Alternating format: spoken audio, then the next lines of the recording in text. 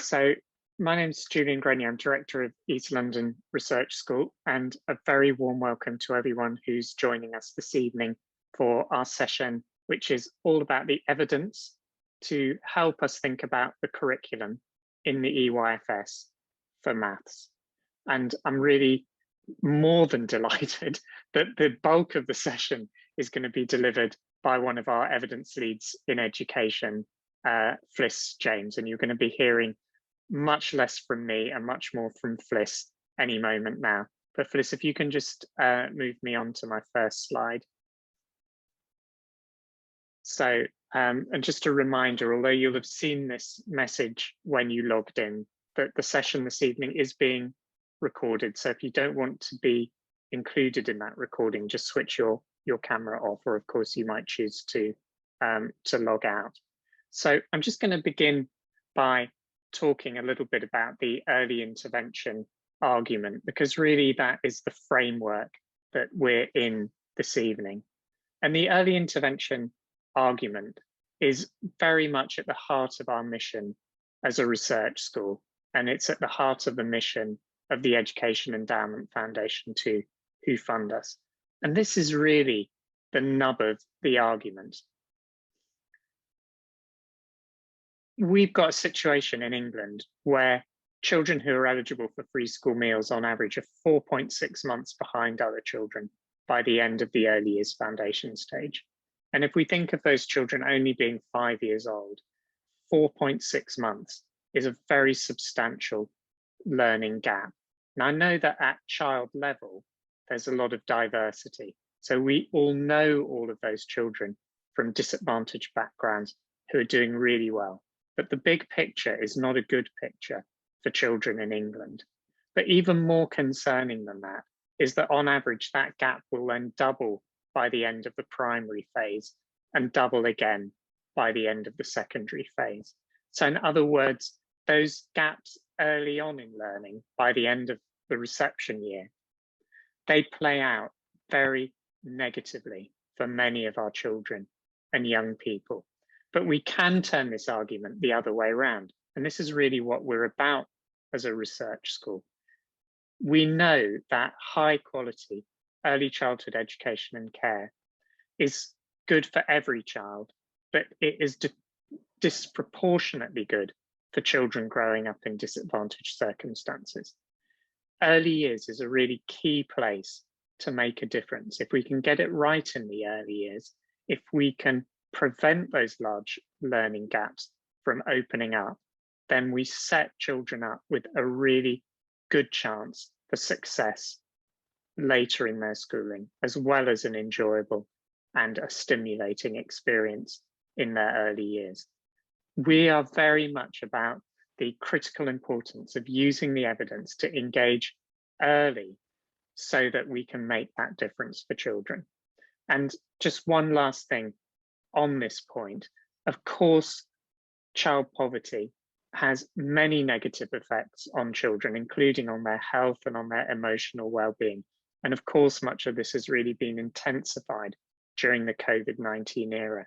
And we're not suggesting that all of these issues can, in a simplistic way, be tackled through high quality early childhood education and care.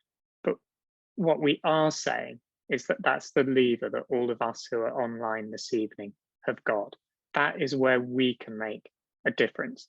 But also, as a research school, we are resolutely troubled and campaigning against the life conditions that many of the children and families we work with are living in. We're very much in favor of that bigger picture of social justice for all of our children and families. But of course, this evening, we're focusing where we can all make a difference as practitioners. So Fliss, if you can just move the slide on for me. So what we can see that is also concerning is that that gap by the end of the EYFS has remained pretty much exactly the same between when the current version of the EYFS was introduced in 2012 and those EYFSP results were reported in 2013, all the way through to 2019, which is the last year we've got results for. that gap between children eligible for free school meals and the rest remained roughly the same for the whole period, 4.6 months. So that tells us that many of the existing approaches we've been using in the early years haven't been successful in tackling that gap. And that's why we think it's really important that we redouble our efforts and that we focus on the best evidence that we've got, because this is such a critical issue for children. If you can move on, Fliss. So the guidance report, which we're focused on this evening, which is all about improving maths in the early years in Key Stage 1, opens with this foreword from Becky Francis, who's the CEO of the Education Endowment Foundation. And Becky talks about how early mathematical understanding is strongly associated with later school achievement. It seems to be a particularly important and rich area for children's cognitive development. It has a major impact, but as Becky comments, not all children learn the skills they need to succeed.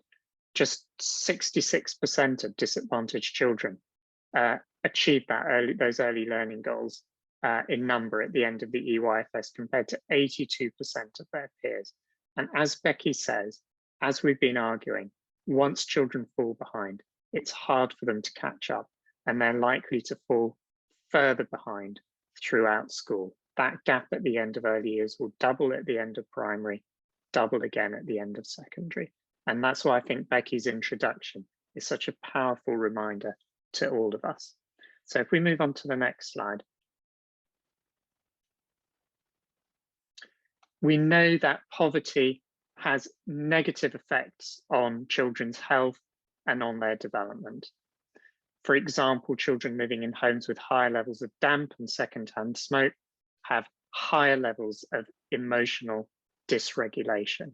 And those home conditions are associated with children growing up in poverty. On the next slide,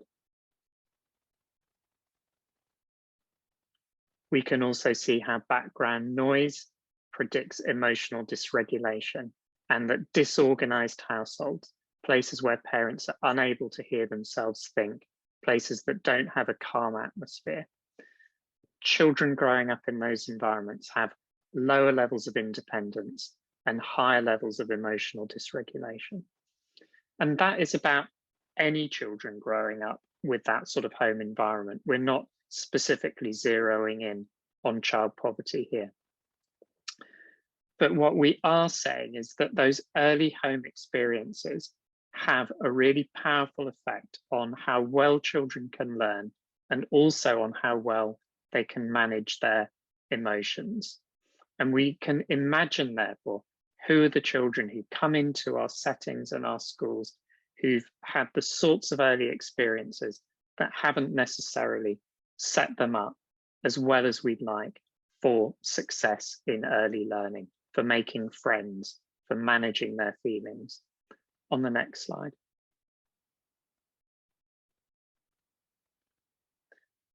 So that's why it's important for us to focus our efforts very carefully on the best approaches that we know of as a system that will make a difference to those children. Because what's exciting about the early years is that we can make a difference, that children who come into our settings, and everyone on screen will know these children who come into our settings, who find it hard to manage their emotions, who find it hard to focus their attention or to learn independently, can make stunning progress in high quality early years settings. It's where we can make a really good difference. And the research is also clear that we can help children through explicit strategies to become better at managing their emotions, at becoming more independent learners. So we can make a difference for the children. But we're in a really noisy space, and lots of different people are making all sorts of high sounding claims that are coming into our inboxes every day about programs they're running or interventions for us to buy into. So the second key message we'd like to say about research and evidence is this: take care, including this evening. Have your cynical hat on. Beware of any claims that people make about research and evidence in education. Think about how strong the evidence is, how carefully it's been gathered, and is it fair? And take care before making any decisions about changing practice in your setting or in your school. And a big part of our work as a research school is to encourage all of us to be critical readers of educational research, to think really hard about the claims people are making all of the time before we start making changes to our provision. So our key message there, as I said, is take care. On the next slide, Fliss. We'd really like to point you to the Early Years Toolkit. That's where the Education Endowment Foundation has done an incredible job to summarize some of the best and most robust research we've got about children's early learning to focus our minds on where we can make a difference. And if we think about that 4.6 month learning gap by the end of the EYFS, we can see here in those green circles, there are some approaches that if we implement them well, can make as much as 6 months positive impact on children's learning across the EYFS. So that is really significant for children growing up in disadvantaged circumstances and other vulnerable learners. And you'll see up in the top left-hand corner that early numeracy approaches are cheap to implement based on extensive and robust evidence and have a very big impact on children's early learning if they're implemented well. And that's why we're all here together this evening. So check out the Early Years Toolkit. It's a really good place to go to find out more about the research and the evidence. Okay, Fliss. So how does this link with the topic we're focused on this evening, which isn't just about early maths, but it's about curriculum? So first, let's think about what we mean by this term curriculum, which I sometimes summarize this: all the things we want children to experience, learn, and be able to do as a result of their time with us. It's about that top level plan based on the best research and evidence we've got of the key skills and concepts and experiences for our children to have as we're focusing this evening in early maths. And the evidence is clear about the importance of having that curriculum. So if we go on to the next slide, we can also see that the research Ofsted published that underpins their EIF says a few more interesting words about curriculum. So it talks about us needing both subject knowledge about maths, but also pedagogical knowledge, how children learn, what we can do to help them. And that in the early years, there is more of an emphasis on that knowledge of learners and how children learn than any other phase of education. That we need to understand child development. We need to understand those trajectories that most children will follow when they're learning maths. So we're talking curriculum, but we're keeping a balanced approach, which is also focused on our understanding of the unique individuality of each young child that we're working with in the early years. And we have to keep these two things in a balance. The reason I'm saying we need both is that if we don't have that picture of what it is we want children to experience, learn, be able to do, then those children who've had those poorer early home learning experiences are not necessarily going to get what they need from us. We've got to be really clear that we're comprehensively offering children all of the support for their early learning that they need if we're going to tackle these social inequality issues in our education system. Okay, on the next slide, please.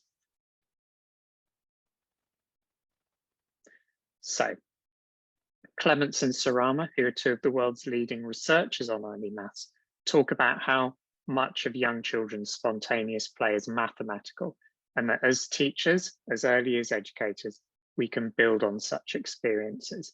They go on with a really crucial but teachable moments alone are far from adequate. It's unrealistic for any teacher to see opportunities for multiple children to build multiple concepts consistently over the year. That's why we need to have both that ability and brilliance to respond to children's mathematical ideas and explorations in their play, help them think mathematically through the things they choose to do. But also, we need to think about the systematic approach we've got to children's exploration of shape and pattern, for example, or early number, to make sure that all of our children get that secure foundation learning that they need in maths. Okay, Fliss, if you can move on. The New Zealand government's recent report about early maths also comments that it's very dangerous if we have a hands-off approach. That doesn't benefit children's learning. When we don't deliberately and intentionally extend children's interests and build on their learning over time, children are disadvantaged. Okay, so if we can move on. So I hope that the answer to that kind of reflection point is pretty clear to all of us as a result of that scene setting. We know who's most likely to be disadvantaged. It's children who haven't had those rich early home learning experiences in their maths. And that's disproportionately going to be children living in poverty. They are the most likely to be disadvantaged unless we step in and get this right with early maths. And the likely impact of that disadvantage will not just affect them in the early years. Those learning gaps will double by the end of primary, double again by the end of secondary on average. So if we can move on to the next slide. And I'm very happy now to hand over to Fliss, who's going to just set the tone for our 10-minute breakout room discussions, which are going to be led by our evidence leads in education. But Hi, thanks, Julian. So we're going to be going into our breakout rooms to have a discussion based on the article that was sent round previously, and for you to have that opportunity to really think about one of the key points within that article written by Clements and Sarama. So when you go into your breakout room, and hopefully you'll have your ELE host there to support you, but have a think about this statement. Many adults, including early educators, believe that sequenced, intentional instruction will harm children's play. So please put your thoughts in the chat. And when you get into your breakout room, we'll have the opportunity to discuss this really interesting statement with your ELE. Okay, so to everyone who's still here in our main group, which is our biggest breakout room, we've got lots of interesting things coming up in the chat here. So we've got lack of understanding, fear of maths themselves, lack of understanding again. Balance is key, balance between free and independent play, high quality play, and maybe not all of us have got that clear understanding of what that means. So I'm just going to ask some of the people who put some of those chat comments in there to comment on those. So Tara, you've made a comment there about intentional teaching, which enhances the quality of play. Do you want to tell us a bit about that? Hi. Yeah, so I was reading something today and I can't remember what it was now, but it was, Stanford University linked to Ericsson. The DREAM website, they had put some article, it could have been from them. I'm fairly sure it's those guys, but they were saying that quality teaching and intentional teaching has been shown to enhance children's play. Children get more out of their play with enhanced and direct teaching. So as long as they obviously have time for play for the balance, but if they hadn't have had that, then they wouldn't have had such good quality play, was the finding. And that is in the paper that Fliss has shared with us too. What are your thoughts about that? Does that reflect your experience, or would you take a different view to that? No, I do take that view, because once you, the children, I have seen the children when I've started, when I'm doing teaching, you do sabotage, we've got dots everywhere, then the children, you leave the resources out and the children just take them and play with them, and then they take them on their own journeys. And so I think it enhances them, and then it inspires them and takes them springboards to another level, I think. Okay, so I'm just going to hand back to Fliss to keep on, to keep this one going. Fliss. Hi, there's some really, really important points there, isn't there? Really thinking about that intentionality. And I think that there's something really powerful with what you're saying in terms of how, you know, how children are actually engaging with those resources, and also really considering what it is that you're doing with those children, you know. So it's interesting that you raised that point about having those resources out and then children taking them away to use them in their own play in slightly different ways. So that's, yeah, that's a really important thing to reflect on. And there's lots of really interesting things in the chat as well.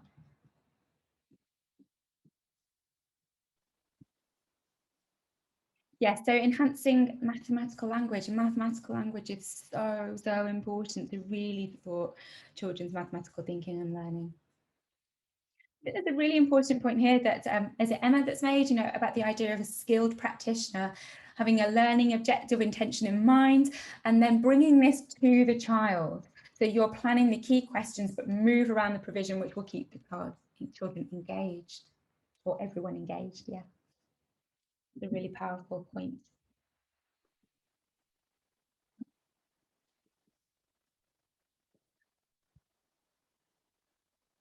Anybody else have any other thoughts about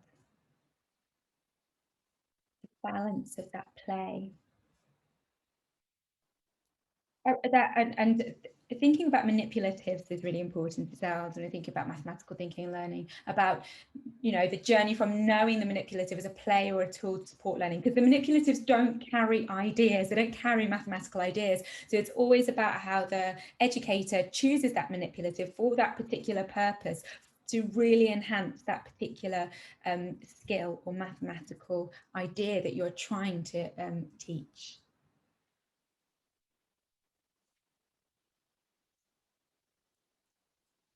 Lots of really interesting things in our chat.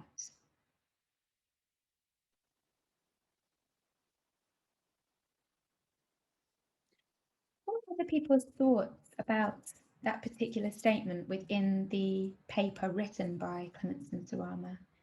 Any other thoughts about that false dichotomy that they present?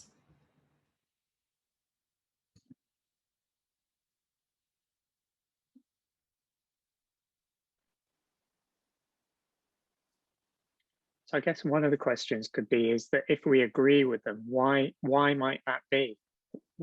What would be the reason behind what they're arguing for? Deb, I think you were waving to come in there, so please do. Please unmute.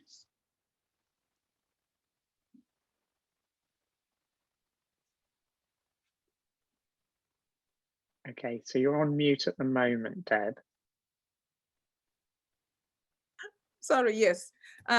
We are the adults in the room, actually, in a lesson, I think. That is the key thing. So the children might enjoy the play without that directness or the challenge or the questioning that you want to get the children to understand whatever the concept you want to be able to do, whether it is a very minimal thing, instead of children just digressing and playing with the equipment or being familiarizing with that. So what we do as adults in that room is direct, like more like reining in the learning in that session. That is, I think, our role. That is our purpose in that. We are just not letting them just misdirect themselves. They enjoy the fun, but I am guiding you for you to have this knowledge that I want at the end of this session to be able to do that. I think that supports that in that statement.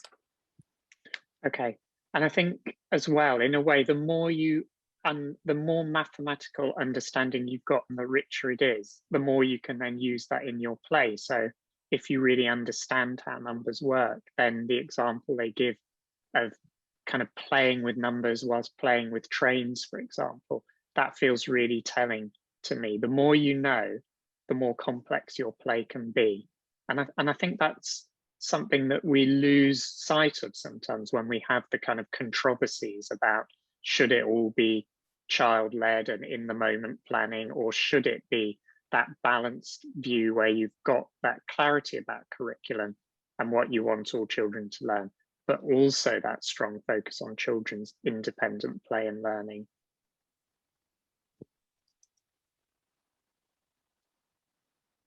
Okay, move. So what we're going to be thinking about next is looking at the EYFS Guidance report. So the Improving Mathematics in the Early Years in Key Stage 1 report, which has 5 key recommendations. And so I'm going to really focus on the first 2 in a bit more detail, but I think it's important for you to kind of have that understanding of those 5 key recommendations that have been identified on the basis of an evidence review. And so, you know, how this particular report was developed and the scoping of the evidence as well. So we're going to move on to thinking about the very first recommendation. And the first recommendation is really very much about focusing on how children learn mathematics. So develop practitioners' understanding of how children learn mathematics. And one of the things that I really feel really passionate about, and I really appreciate that has been identified on the basis of the evidence in this particular report, is really thinking about how, in order to really kind of lay those foundations for learning, the settings need to embed practices that support relationships with children and extend their learning. And so this really first important point within this first recommendation of encouraging practitioners to understand how children learn mathematics is highlighting just how important sensitive, supportive relationships are. Absolutely vital. Staff knowing children well, fostering a culture that supports children's curiosity, thinking, problem solving, providing engaging, appropriate and cognitively challenging activities. Really, really important. So really getting to know those children well. And we know that early mathematics is predictive of later mathematics and has a massive impact on children's overall cognitive development. But we must remember about those prime areas. And so I think that that's a really key point within this particular document, this guidance report, that we're flagging up those vital, sensitive, supportive relationships. Really, really important. And it's about, you know, we've got to really emphasize that this pedagogy, this effective pedagogy, is not just about the maths itself. And we will get into that, but I think this really sets the scene of really, really ensuring just how important it is to think about those children. So I really like this particular sort of diagram, and it's taken from a report from Northern Ireland with the idea of those 3 kind of sections: people and relationships, the learner and the learning environment, and highlighting just how important it is to consider effective maths pedagogy from the perspective of these relationships. It's not just about the maths. And we need to kind of really consider that. And from this particular report, the core principles have been identified, again, strong relationships, vital to children's progress. Learning through play is fundamental as well, really, really important. And a metacognitive approach. So really thinking about how we can support children to really start to monitor their own learning and development, to really think about their own thinking. And within the guidance report, this is highlighted as well within that first kind of red column under recommendation 1, that, you know, it's not just about the mathematical knowledge and skills, but those executive functions, such as working memory, the ability to hold information in your mind, self-regulation and metacognition, as highlighted in this particular slide as well. Really important things to consider. So when we're thinking about that pedagogy, what else is important is to really, and we've highlighted this already from our discussions and from what Julian has already said, but about the role of the practitioner, and really considering how they can actually really think about mathematizing the world around us. So as a practitioner, how can we support children to develop this sort of maths lens? Because from that very young age, children are noticing all of these concepts, big and small and slow and fast, more and less. And so being to support how to view and describe their world mathematically, mathematizing is really, really powerful. And it means that we can offer that feedback that helps children to see the maths and encourage children to actively problem solve. An important part of this, of course, is about ensuring that those situations, those contexts in which children are learning mathematical ideas are meaningful. So we're not creating things that don't connect to children's lives, and we're making sure that what we do is purposeful and authentic and gives children a real reason to understand why. That idea as well about those, you know, the unique child, those vital relationships, noticing when children bring these mathematical ideas and their words into conversations, and knowing those children well and being able to kind of use your knowledge of the child and also that pedagogy around, you know, using it as a starting point is going to really make a difference to help them understand maths. So just another part of this particular guidance report, which flags up these issues around how we can support the learner. And there's a number of really important points here about placing the child's reasoning at the centre, thinking about constantly adjusting your teaching as a result of children's learning and that ongoing assessment, scaffolding, and really extending children's mathematical thinking. And again, making sure that there are opportunities for metacognitive-like activities, thinking about planning and reflecting that plan, do, review approach, so that children are being supported to be able to think about their own goals as well. And so again, that assessment is being carried out in the context of those high quality interactions. So if you're being able to, you know those children well, and you understand that pedagogy, and you think carefully about the quality of those adult-child interactions and think about how to support and scaffold those interactions. And linking back to what we talked about last week, this should also involve some element of sustained shared thinking. So really thinking about that pedagogy, because we know that mathematical development is complex, and developing a secure grasp of early mathematical ideas takes a long time. So when we're thinking about children being successful as mathematicians, we've got to really make sure that, they have that clear kind of grasp of those concepts. It's important that even if they are engaging successfully, we still need to make sure that we understand whether they do really understand what they're doing.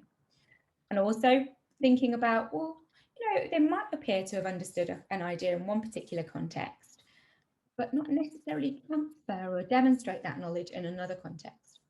So within the EYFS guidance report, based on significant research, there are these possible paths that children may follow, which are known as developmental progressions. And we're going to kind of look at that at the moment and think about that in the context of knowing those children well and really kind of understanding those practices, that good mathematical pedagogy that really then allows children's mathematical thinking and learning to be extended within those supportive relationships. So what is a developmental progression? Well, it's a sequence of learning that provides practitioners with information about steps along a developmental path, and these are typical. It is important that as practitioners, we are aware of these typical development, the typical development of these key skills and concepts. Because once you know how these ideas develop in the thinking of young children, you'll be able to more easily determine what children do and do not understand, have a greater understanding of the types of concepts that they need to learn and what those experiences should be. It's supporting you as a practitioner to plan learning, assess what children do and do not know, and provide that appropriate challenge. On the slide here, the last point is a quote from the Erickson Early Math Collaborative, and I really like it. And it's from their book around the big ideas of early maths.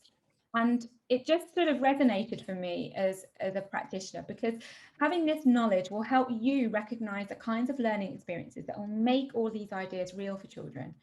Make sure that they're fun, but without losing those important concepts under the glitter and the glue. And I think that bit about the glitter and the glue is quite powerful, because we want children to have these wonderful, exciting opportunities that are meaningful and purposeful, that we're, you know, giving them the mud kitchen to explore in, that we're using creative experiences and resources. But we also have to make sure that we don't lose what the point of what we're doing is when we're engaging in these wonderful experiences. So I think that that's quite an important point to reflect on.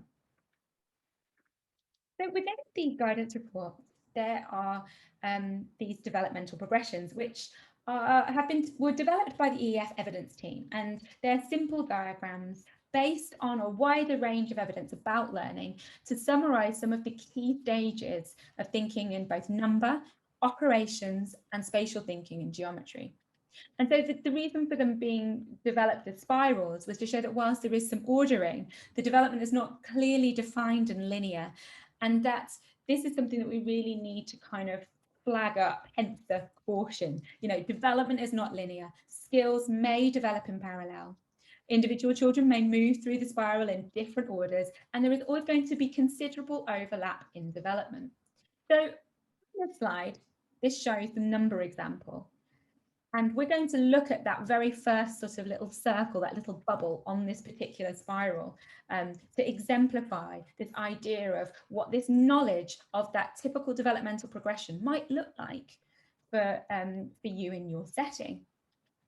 And we're going to have a think about what that research around it captures. So these particular spirals, these three spirals, obviously are a summary, a simple diagram, and they're based on much more detailed learning trajectories that have been developed. And so Clements and Sarama, as an example, who we've already read one of their articles, have done substantial research, you know, within this area, and they have detailed developmental progressions across 17 areas. And so you can go and find out even more rich information. But this is a summary of the evidence that we have around those key stages of thinking in these particular aspects of mathematics. So the very first little circle on the number spiral is the fast recognition of up to 4 items. So many of you will have heard the term subitizing, and that's what this is. Subitizing, that fast recognition. So subitizing is quickly recognizing and naming the number in a group without counting. And the word actually comes from Latin, which means to arrive suddenly. And so there is significant research that shows that this is really important, and that it's one of the main abilities that very young children should develop. The children are born with this sensitivity to quantity, but it's all about those interactions. Those interactions with others are essential. And I popped this photo in here, and this was taken today actually, of a child who is very quiet. And I was really intrigued when he brought me over to see these snails. And the first thing he did was show me on his fingers how many there were. And it gave me this lovely opportunity, knowing a bit about that research, about how important subitizing is, and recognizing this quick recognition of small groups of objects. I was able to really kind of enhance his thinking and learning in that moment. So it was a really nice moment, and I quite like how he's got his 3 fingers to show that he knows that quantity. So really powerful.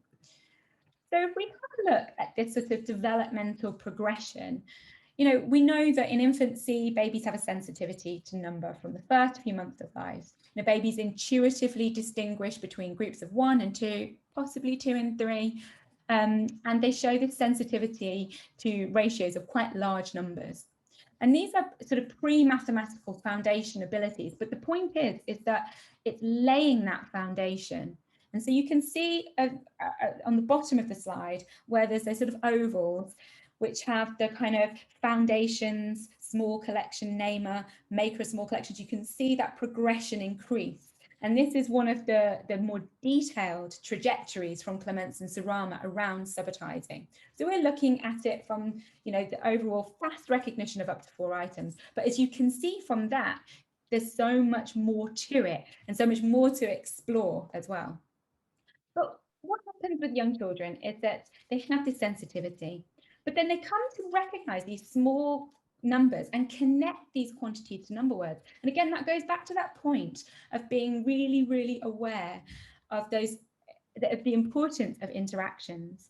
So that child will recognize those 3 snails and have an awareness of that. But actually that interaction with the adults, acknowledging and extending that, that's where that learning is going to happen. This picture of the baby is taken from a report, which I can send the link to anybody if they're interested in, and it has a really fascinating little video of this child showing their sensitivity to number in their first few months of life. So just to think a little bit more about sabotaging, because it's important that we're aware that there are 2 types of sabotaging. So we have perceptual sabotaging, which is the fast recognition. So when you just see how many objects there are. So when the child was looking at snails, he just knew that there were 3 snails and he was using his perceptual sabotaging. You know, he perceived those intuitively and simultaneously. Sabotaging is a quantification method, so it isn't counting, but it is very important and can so often be ignored. And so that's why it's so important that it's highlighted in the number spiral as that very first step. So conceptual sabotaging. So this is the sort of next layer, next level really of sabotaging. And this is when we start to see the parts and putting together the whole. So when we're perceptually sabotaging, we can do that up to around about 5 really. But beyond that, we're starting to actually put the parts together. So when you're looking at a domino, you might see 2 groups of 4 as 1 8. And it's not conscious and it's still sabotaging, and it's really quick too. And to really support and develop strong conceptual sabotaging, we need to go beyond showing pictures and have children have lots of experiences, real life experiences. So including finger patterns and arrangements that are different, things like egg cartons, for example, but also rhythmic and auditory patterns as well. So to really strengthen that particular skill. And so you can see in the bottom picture, one of the children was rolling dice and playing with some treasure. And she was showing the beginnings of this conceptual sabotaging because she had 3 and 3, and she was matching it to the dots on the dice as well, which is really interesting. And she talked a bit about how she knew it was 3 and 3. So I'm going to drama again, but I think this is really important, and this is from their first book and remains in all of their sort of recommendations around how can you really support this recognition of number and sabotaging, because it is so important. It's also really important at this point just to flag up thinking about 2-year-olds, children younger than 3. This is really how you can support that early number sense and lay those foundations. So as they say, from their research, what they found, they think that the most important kind of activity that you can do to really help children recognize numbers of objects. And when we say numbers of objects, we're talking about groups. We're not talking about numerals at this point. It's about using those small number words in everyday interactions as frequently as you can. So making that shift. So as they say here, you know, instead of saying clear the cups off the table so we have more room for this, simply say we need more area on the table. But if we're thinking about number, and you can kind of think of all the opportunities, you know, it's labeling those things. So actually, can you pick up the 2 pens that are on the floor? We've got 3 cups, we've got 4 oranges. So what you're doing is you're giving children that connection. And they recommend that we give this advice to parents as well. You know, simply using number words in natural kind of ways when it makes sense.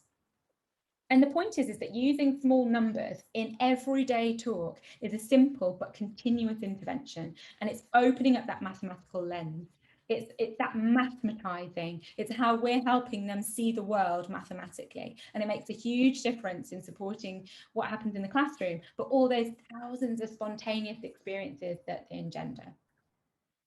So as you can see on the next slide, we've got another little bit of sabotaging happening here with the important 3 pieces of pizza. But the point is that being able to correctly determine the number of objects in a small collection is this vital skill. So we've got to make sure that we're giving children opportunities and sort of practicing, recognizing this so that they can see that total number of objects in that small collection, label them with a number word and not have to count them. And I think one thing that we really need to think about in terms of practitioners and sharing some sort of information with the rest of our teams is making sure that it's valued, because we need to acknowledge and value children's ability to sabotage and encourage it, and avoid that sort of temptation to count, to check, to be sure.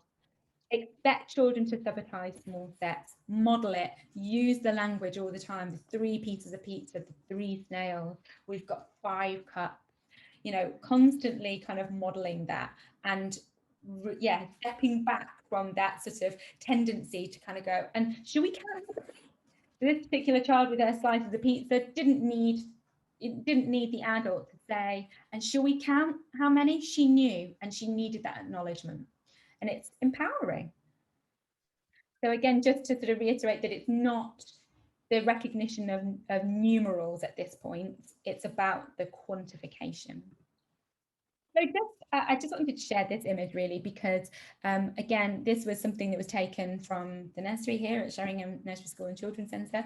And it was just quite fascinating little kind of vignette really, because it's like, what do you notice about these images actually, you know, like when I saw this, and the children obviously are practicing their fine motor control by using the little hammers to knock the teas into the potatoes. But what this particular child had done is she'd made groups of objects. So you can see there's 1 and then 2, and then in the second image there's 4. And so I thought this is quite interesting. I'm going to observe this just to notice and tune into it. And this particular child had turned 4 very recently, so it was 4 was quite significant to her. And we're having this kind of conversation. I said, oh, and you've got potatoes with 1 golf tee and potatoes with 2. Oh, and these have 4. And she said, yes, that's because I'm 4. I said, oh, but I'm wondering, what about 3? Oh, I don't need 3, a group of 3, because I'm not 3 anymore. But I just wanted to remember that I was 1 and 2, and now I'm 4. So when you think about the kind of interaction that you can have in that moment, and how you can extend that child's thinking, or just the comments and enabling statements that you could use.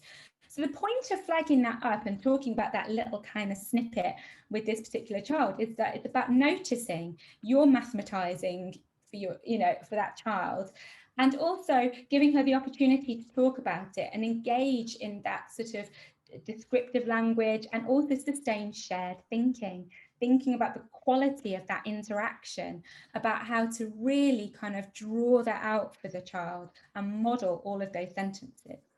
And I'm just sort of thinking about from last week, where we really talked about sustained shared thinking in relation to the Preparing for Literacy guidance, that actually it's really apt in that kind of moment, isn't it? You as the practitioner have got that knowledge about sabotaging and small recognition of small numbers. So you have that subject knowledge, and it's that interplay, isn't it? It's having that subject knowledge, knowing that child, thinking about that playful pedagogy and being really intentional, and using strategies like sustained shared thinking, that sort of, working together to really extend thinking, and using all of those features of tuning in and asking children to elaborate. I asked her to tell me a bit more about why she didn't have a group of 3, and clarifying, using encouragement, asking open-ended questions. Really, really important to really think about how to use these. And within the guidance report, this very much featured within the second recommendation. So the first recommendation is about developing that subject knowledge of those developmental progressions, understanding that pedagogy. And then the second recommendation, one of the key things around that is integrating math throughout the day and making the use of routines and opportunities, but also how you can really kind of capitalize on the conversation, those mathematical conversations, those sustained shared thinking conversations that you can have. really quite powerful and really exciting to think about how to model all of that rich vocabulary and really think about how to listen to the child's thinking as well. And that also connects back to metacognition and self-regulated learning, a child being able to have those opportunities scaffolded with a knowledgeable other to really encourage that feedback and thinking about how to extend their thinking and learning and enable them to reflect on their thinking and learning as well. So just want to sort of flag up a couple of sort of practical things that can be done to really support sabotaging and small number recognition. So in addition to that kind of continuous intervention that you're offering, which is using those number words in meaningful contexts, and again, that can happen with very young children and should happen with those children, you know, oh, there's 2 aeroplanes in the sky and so forth. There are also lots of activities and games that you can do as well. Simple hiding games, dot card games, playing dominoes. To quote Sue Gifford, who has written extensively about early childhood maths, she always talks about, when it comes to things like subitizing and this small number recognition, she talks about the power of doing it big and outside. So think about things that you can do on a large scale. So you're getting children to be really, really physical as well and experience these concepts through their whole bodies. And lastly, in terms of sort of ways to support this book, there are so many wonderful books that you can use that have language to really describe how many of what, you know, sort of, we can use that language to describe what we're seeing and use that, like this brilliant book, Mouse Count. There's 3 mice and there's a snake that wants to eat them. And so you could do loads and loads of wonderful sabotaging in a really meaningful way, drawing attention to those small numbers with children. And books are one of the best ways to look at quantity. And there's lots and lots of really fantastic book lists on various different websites, such as Erickson Early Math and the Dream Network at Stanford. So, you know, use books that have both mathematical themes and also other picture books as well. But it's about using it as a hook, which is really powerful. And again, within the, going back to the EYFS guidance reports, this is part of that recommendation too, using books as an opportunity. So sticking with the theme of early number, just want to kind of flag up counting and how that relates to the sabotaging and how that then also sort of really builds on it, because there's an awful amount of knowledge that practitioners need to have to make sure that they really understand counting, because it's a deceptively complex skill. You know, it isn't just knowing the number words, and it also requires so many other abilities as well. It's fundamental to learning maths. You know, it supports the development of a deep understanding of number, the core foundation of place value, how numbers are composed and decomposed and how they're related to one another. The point is that we need to communicate to children very effectively and very clearly why we need to count, that counting has rules and that the purpose of it is to find out how many things. And so we need to provide both planned and spontaneous counting opportunities, and that they are meaningful and purposeful. There needs to be that authenticity that we give to children. But it's so important to be aware of that, because children will engage in counting-like behaviours from a very early age, but not necessarily make that connection around quantity, a really deceptively complex skill. So I'm just going to flag up a few things here in terms of what children need to know. And again, many of you will have heard of the counting principles, which were developed, you know, in 1978 by Gelman and Gallistel, but still really remain important and central to our understanding of children's counting. And the important thing there is to kind of have that sort of real understanding of what it actually looks like. So the 5 principles are the one-to-one principle. And so that is very much about understanding one and only one number being named for each object that's being counted. And so, for example, you know, if you're thinking about 2-year-olds, you know, they understand pretty much at that age and stage that one and only one number name can apply to a single item. But they're still kind of getting to grips with, you know, they might sort of skip or double count. So they're still learning about that kind of tagging.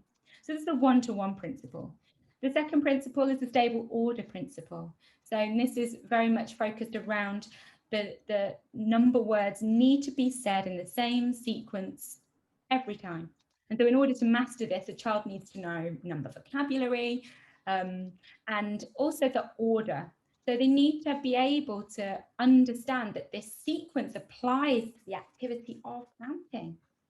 And it can often be learned, I sort of don't like to use the word rote, but verbally, and reciting the numbers initially. So children need to have those experiences and often will come into our settings having an understanding of that sequence, but it's about how we support them to make that connection between the sequence and the activity of counting. The third principle is arguably the most important, the cardinal principle, and I think this is something that needs to be really flagged up in terms of that subject knowledge and sharing that information with educators, because this is about the child's understanding that when they're counting, the last number represents the total quantity. And that's the core, the principle of cardinality ultimately is the cornerstone of competent counting. So actually you might often see children sort of counting quite well. They might know the one-to-one principle and be tagging. They might know the numbers in order, might even have an understanding that actually that sequence applies to the activity of counting. But whether they really understand that when they get to the end of the count, that number signifies that total is really, really important. It reveals how many objects have been counted, the numerosity of the object set, really, really important. And the last two principles are the abstraction principle and the order irrelevance principle. And the reason for sort of flagging these up as well as the sort of how to count, this is the what to count, I guess. That the abstraction principle is very much around the child's understanding that any set of objects can be seen, touched, heard, imagined, can be counted. And that's important to note as well, that children need opportunities to imagine and visualize, because maths is very, very abstract. So when you give children opportunities to count, jump, but also ideas within stories or rhymes or other kind of imaginative ways.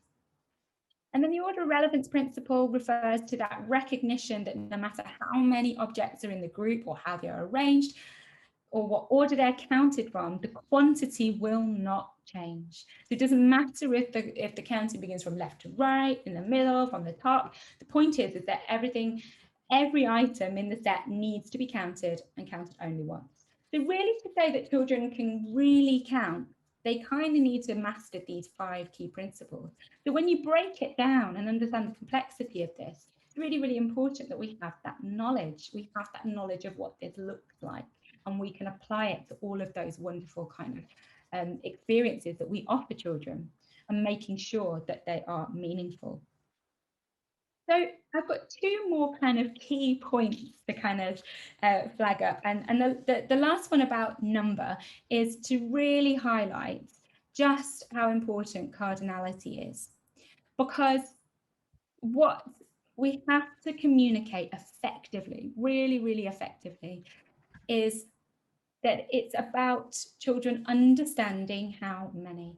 And that cardinality is one of the most neglected aspects of counting instruction, and that the role is not necessarily appreciated explicitly by teachers or parents. And I think that that's, there's a real shift in our curriculum guidance now that specifically highlights this as an important, a really, really important concept to be able to focus on. Now, I've got a really short video that I would really like to be able to share with you, and I'm hoping that we've got a few moments just to watch it. This is a video from America focused on cardinality. It's about 5 minutes long, and I think it would be a really nice opportunity for you to sort of stop, listen, process, and think about it in relation to children that you're working with in the early years. So fingers crossed that this video works. Let me just make sure we've got it down. Okay.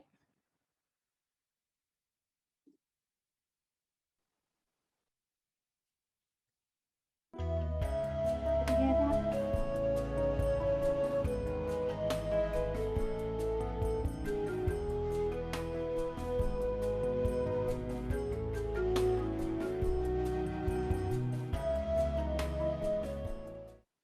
Cardinality basically means that you count out a set of objects to determine the total quantity, and as you recite the number words, you understand that the last number word you used tells you the total quantity in the set. 1 block, 2 block, 3 block, 4 block, 5 block, 6 block, 7 block, 8 block. Now that's a difficult concept. We see a lot of children counting out, maintaining one-to-one correspondence, but not knowing that the last number word they said is the total amount. 5, 4, 6, You have how many? 46. 46? When we ask them, what is the total number? How many did you count? Some of them go back to counting 1, 2, 3, and some others will just look at you. And while all of those tell you that they can count, it doesn't tell you that they can recognize the total quantity by the act of counting. Sometimes children count out and we hear that the last number word, they have a little rise in their tone. 2, 3, 4. And that gives you a sense that they realize that I've come to the end of my number sequence. This number word is special. It tells me something about the quantity. And from that realization, they eventually get to a point where they realize that the last number word is the total object. 5, 6, 7. To 7.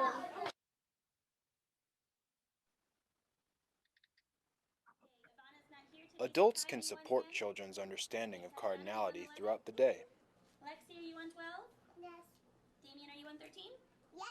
Teachers frequently ask children to count how many other children are in school that day. This provides an opportunity to emphasize the total number in the group. My friend Stephanie just counted our friends. Look, I'm going to write the number 8. Opportunities for supporting cardinality can also come up naturally during children's play. How many people are going with you? Family. We have to know how many tickets to buy. So should we make a list of everybody? My sister is number 1. Okay. My baby's number 2. So sister 1. 4, 5, 6, 7. That's 7. it. So we need 7 people. 7 tickets you need to buy then? It's easy to assume that children have cardinality when they count correctly. But in order to check their understanding, adults can ask them how many in all. 6 and 7 and 8. So how many cubes are in the cup? 8. 8. There were actually 8. It's also important for adults to be deliberate in stating the total number. 4, 5, 6. 6 blocks you used. Cardinality develops gradually and over repeated counting opportunities.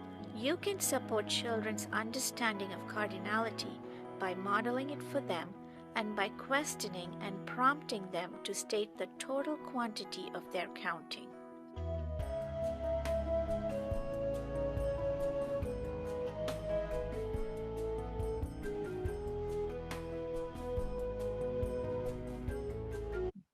So I just really like that video, and I think it just really highlights just how important that concept is and gives you some really nice little tips. And I think just thinking about that in relation to what we've kind of looked at today, particularly in terms of subitizing and counting, is that information that you can hold at the front of your mind is really, really important, and it allows you to apply it to lots and lots of different contexts in meaningful ways.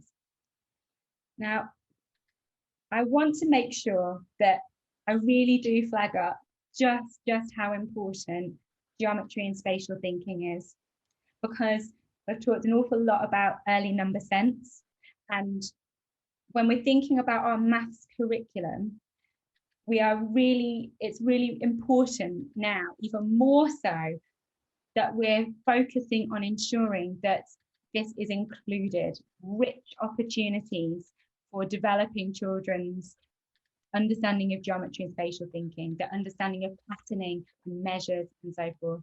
And so within that guidance, there is a spiral that shows all of the kind of steps within those key aspects of thinking in terms of geometry and spatial thinking. And I just put these photos up here because I think a photo is always really powerful. And these are just some of the kind of opportunities and experiences that we provide children around these key areas. And, you know, the one in the middle really speaks to me as a passionate forest school leader. But one of the things that I find about being an intentional practitioner, thinking about maths, is that in this wonderful context of forest school, I can really support children's mathematical thinking and learning in all of these exciting ways, because I have that understanding of why it's important to focus on their spatial reasoning and giving them that rich language. You know, so actually children climbing the tree is an incredibly mathematical experience. And as an intentional practitioner, knowing those children well and having those supportive, strong relationships, I can really support not only their physical development and their self-regulation and all of those other aspects that come along with, you know, climbing a tree, but also their mathematical thinking. And so I think that that's really, really important. It's about us mathematizing. And to quote Clements and Sarama for the very last time, I think, to end my section, is to kind of say really that, you know, this is about kind of ensuring that we've got that integration. So, and that requires having a curriculum, that top level view, a knowledgeable adult who provides a supportive environment and offers that challenge, those suggestions, those tasks, that language, combining free play with intentional teaching and promoting play with mathematical objects with its powerful pedagogy. So that's what we want you to kind of go away from, thinking about that curriculum, that overview, that powerful mathematical pedagogy rooted in those relationships, and then having that strong understanding of those typical developmental progressions and finding a way to integrate and weave those things together to provide these wonderful, rich experiences for all children. I'll move on to Julian now, the last section of the session. Thank you.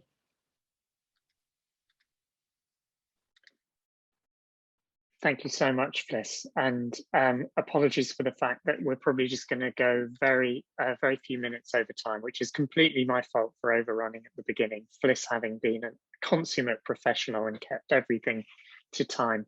So I'm just going to say a few brief words to say this. The slide we've got here about assessment comes from the EYFS Guidance report. And if there's one key thing to take away from this, it's this: assessment shouldn't drive all of our activity. The way we think about maths shouldn't be to look at a schedule of assessment points and tick them off as children reach them. That puts things the wrong way around. It means we're being driven by assessment checklists. Instead, what we should be driven by is our very thoughtful understanding of how children learn maths in the sorts of ways that Fliss has just outlined so consummately. Our curriculum, the pedagogy we offer children and the way we scaffold their learning, that's what should be driving everything we do. And then assessment sits at the end of that process for us to check that children have learned those key and important concepts and skills, that they've had those experiences that we want them to have. So don't collect information without thinking through why you're collecting it and what you're going to do with it. We've got to remember that young children develop at different rates. We're very skeptical to concepts of things like a low ability group in early years maths. We don't know. They're young children. What we've got to do is think about the terrific potential that each child has got to learn maths if we give them the right support so that they can enjoy it, so that they can become really skilled and fluent in their early number sense, for example. We know that where children are put into ability groups that are labelled, it's very likely that those labels become a self-fulfilling prophecy. We also know that there's a huge overlap between children living in poverty and children being described as low ability in school grouping. So we don't support children being put into those sorts of groups with fixed categories. We do support there being an ambitious curriculum for all of our children, and where children might be struggling with their early learning, our assessment picks that up and we give them the extra help they need so that they too can thrive, enjoy early maths, get the skills they need, become fluent in their counting, in their combination of number, in their understanding of shape and pattern, for example. Okay, if we move on, Fliss.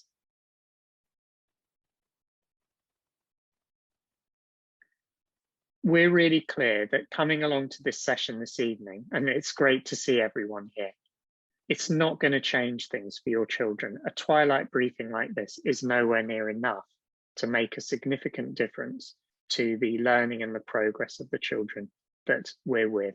In fact, the research on professional development is pretty clear that it takes around 20 hours of sustained professional development for us to change our practice and to embed those changes so that they're there for the long term, not just while someone is constantly reminding us.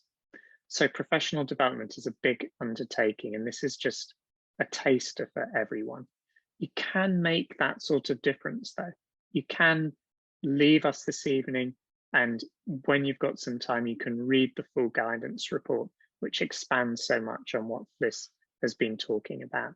You can look up your local research school, so Google Research School Network, look for that sustained program on early years and Key Stage 1 maths, because it's the sustained program of professional development that will actually make that positive difference for all of your children. So we've loved having you with us this evening. It's been brilliant to see at this late point in the summer, so many people logging on and joining in, and fantastic thoughts in the chat. But we're going to be really honest here. That's not going to change the quality of the maths learning of the children you're working with. We need a much more sustained approach to professional development than that. So link up with us, link up with your local research school, have a look at who's offering that sustained program and join in with that. Okay, Fliss. Thanks, everybody. It's been so nice to have so many people join. Have a lovely evening. It's so nice to see those chat comments, and I agree the video was a really great choice, and I'm much obliged to Fliss for fishing that one out and showing it to me. It's such a nice exemplification of early counting. There's bound to be some questions there about, will we be sharing the PowerPoint? Will we be sharing the video? Yes and yes. So we'll email everyone who registered those details. So look out for that email, which you should get tomorrow. If you don't get it for any reason, it's probably sitting in your junk filter, so have a look there. But thank you so much, everyone, for joining in this evening. Great stuff.